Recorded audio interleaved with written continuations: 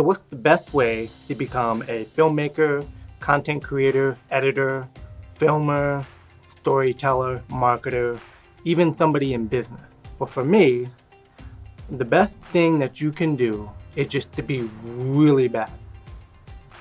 You need to keep writing, editing, marketing, storytelling, creating content until it's not bad anymore.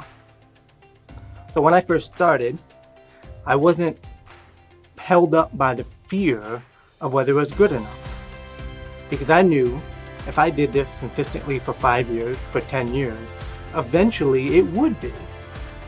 If I played the piano for 20 years, how great would I be at the end of that 20 years? I would be pretty good. If I played every day, every week, every month. And that's the same thing with editing or even creating content.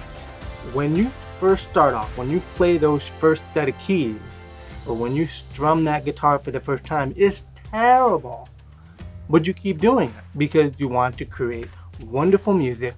You want to express yourself. So when you're first starting off, or even if you're already well established, stop focusing on if it's good enough or not. Stop focusing if it's the right message. Stop focusing on if it's the right thing to do, because eventually it will be. It'll be all those things, because you'll learn from your failures. You'll learn from your successes. So when you're looking at the content you want to create, when you're looking at the message that you want to give out, or you're trying to teach somebody about your product or your service, stop worrying about how great it is. Stop worrying about if it's perfect, because it's not. Obviously, it'll never become perfect, but it will get better. So when you look at your strategy and you turn that camera on and you're trying to figure out what to tell, just focus on getting your message out. It's your story that's going to sell, the story that's going to provide value. When you look at your service and your message, you already know more than they do. That's why they are coming to you. That's why they are seeing your content, because they want to learn and they want to grow. Or if it's a company, they want to use your product because obviously you do something well that solves the problem.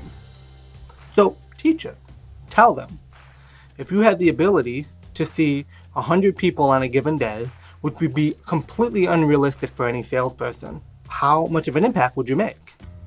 Probably a lot.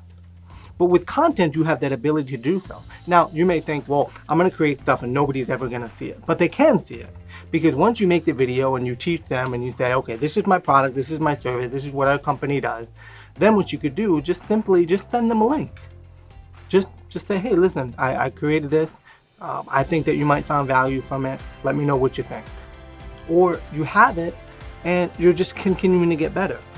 But those are all things that you're going to find out. And I don't even have the answer for you particularly, other than you have to be bad before you're good. So keep making the mistakes, keep making the problems, and keep learning, because you'll get better. Keep playing the song, keep strumming the guitar, keep getting better. Because your song of your story is really, really good.